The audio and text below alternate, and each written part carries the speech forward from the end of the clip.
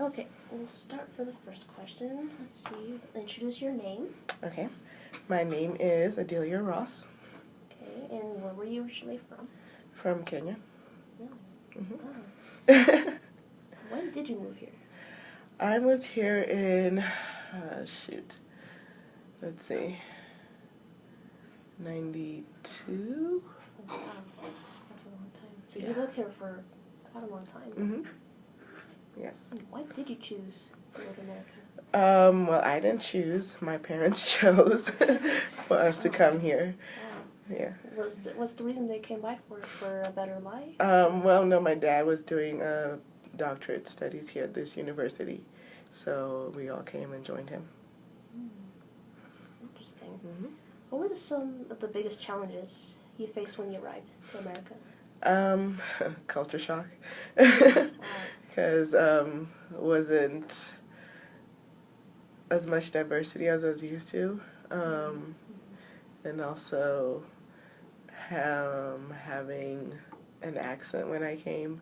I kind of still have it right now, but it was hard to kind of get out and communicate with people, and so just being much of different. your kind in America, huh? Yeah. At that time, though. Yeah.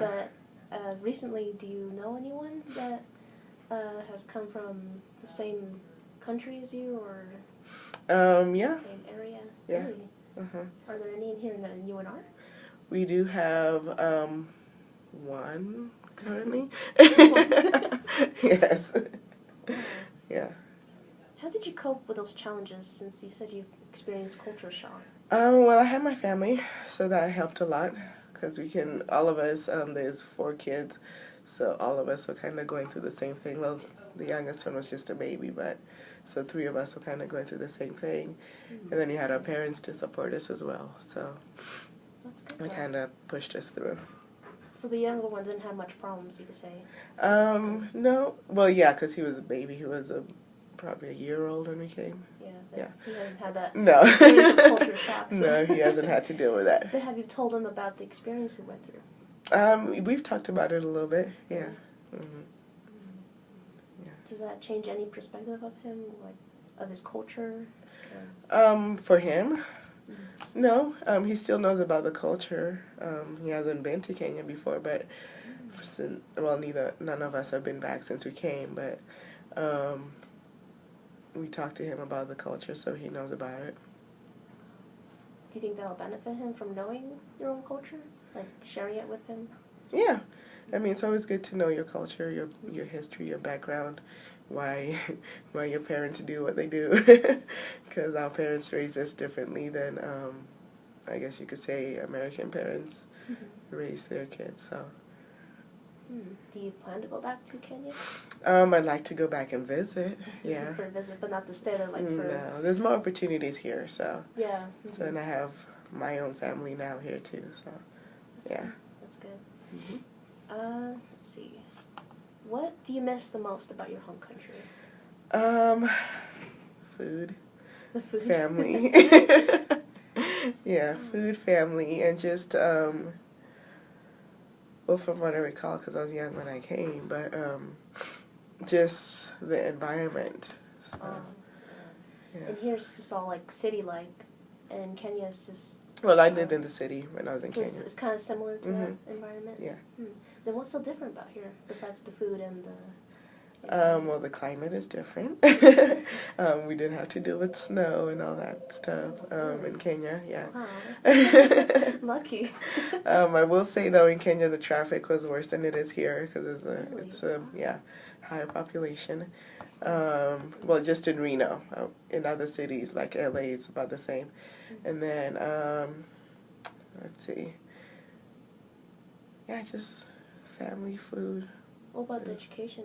Is it way different from here than Kenya? Yeah. Really? It is. So is it better? Or well, Kenya, they go by the British system of education. So I don't know if I could say it was better. I will say that when I moved here, I was moved a grade up because of the education I'd received when I was in Kenya. So I don't know if it's better or not. Yeah. Yeah, I can't tell. I don't know. There's different kinds of education with the teaching, but But I know they all have their different methods. Yeah. So. Yeah. Let's see, next question. What support services, like clubs, family, or friends, have helped you transition into the United States?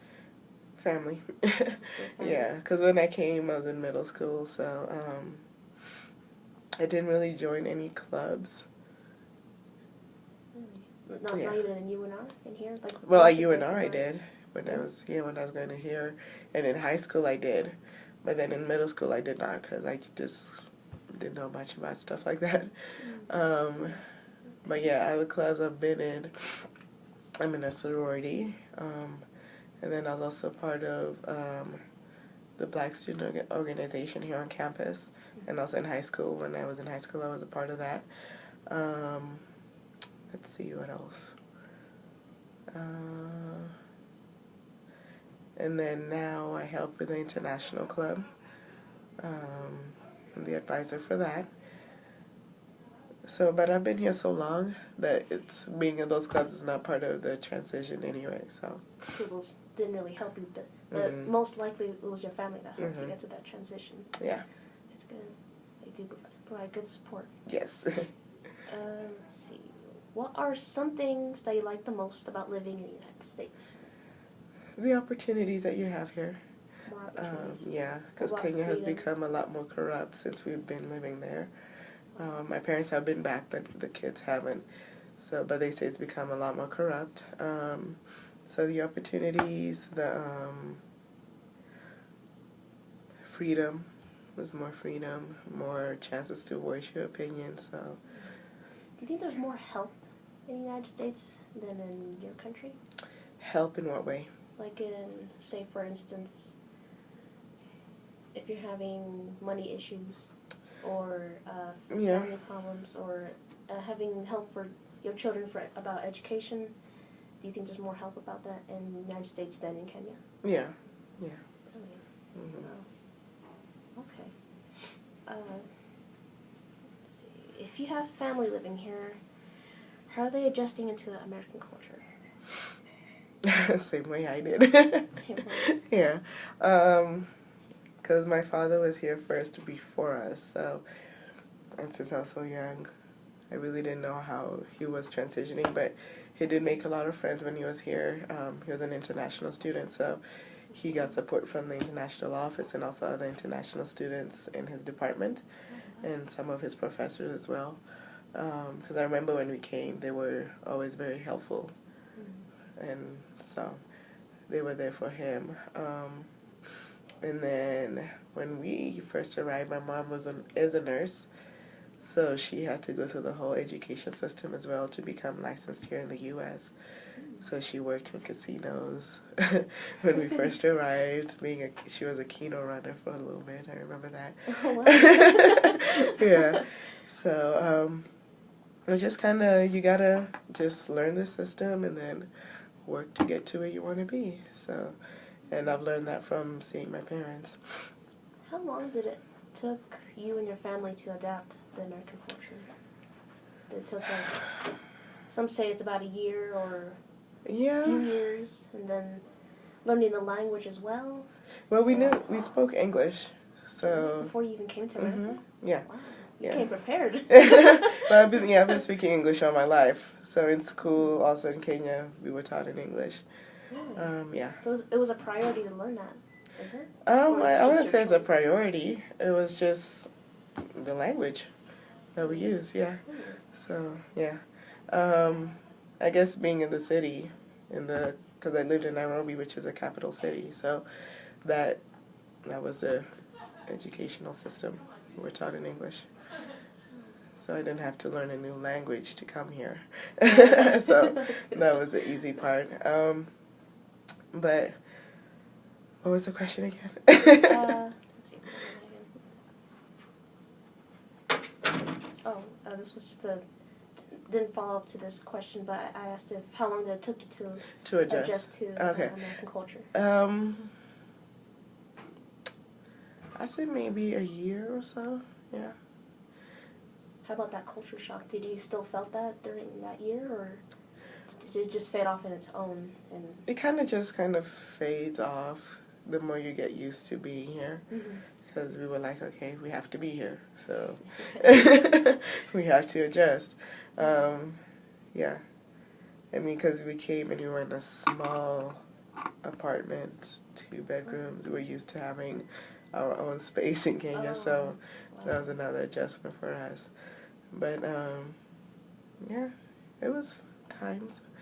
Brought us closer together as a family as well, because we all had to help each other out, so, yeah. Okay, next question. Let's see, if you have family living abroad, how do you communicate with them? Phone, Skype, text, email. What about social networks like Facebook or Twitter? Not really. More on the video chat, you could say, and online communication. Okay. Yeah. How often do you communicate with your family? Depends. If there's something going on, it may be more often. Otherwise, we try and keep in touch at least once a month or something like that. Yeah. Okay. Do you think it's important to keep contact with your family like that? Yeah. You definitely need to keep in touch with them. Yeah, just to make sure everybody's doing good and check in on each other. Have they ever asked you how life is in the United States? Well, they've been here to visit, so. Oh, just to visit. But have they ever had a mind to stay in the United States? No. They prefer staying in Kenya than in the United States. Have you ever asked them why? No. Really? No. Well, be interesting to ask. Part of it is because they just used to life in Kenya, so that's home to them. They don't want to move away. Yeah. Wow. Do they have family as well? Yeah. But they don't want to go to the United States either. No, because they have their kids there, and then they have spouses, and they're taking care of their spouses there as well, and their spouses' families are there. So. Okay, we're on our last question, and it's, how can people prepare for life in the United States before traveling to the United States? Well, it would be good to know the language. So that was one thing you had to benefit. But those who didn't learn the language, it's good to know, just at least to be able to communicate initially, and then you can learn the language the longer you're here, and then just be prepared for different culture. Do you think they should learn the culture from the United States, since it's such a mixed pot? Yeah, it's a mixed pot, but you can find some commonalities between the different cultures, different ethnicities here.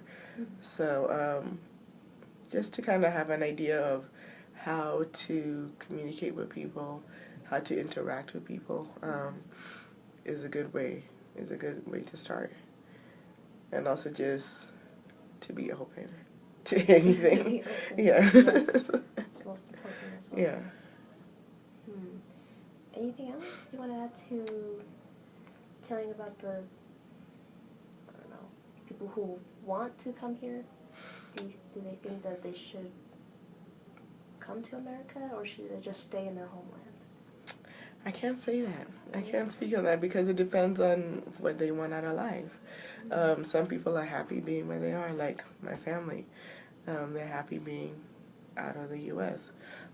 Some people want to have more educational opportunities, feel like my parents felt there was more opportunities here, which is why they moved us here. So it just depends on what people are looking for. Yeah, I can't say everybody come to the U.S., but no, but some want to though. Yeah, some people want to for a better life, you know, but not everybody has that same perspective, saying, "Oh, I don't think I should come here. I should just stay in my homeland." But some, like your family, like they're supposed to. So that's good though. You have good opportunities here. Yeah. Well, that's all the questions I have for you, and it's a pleasure. Thank you. Interviewing you, so thank you. Thank you. Okay. Turn this off.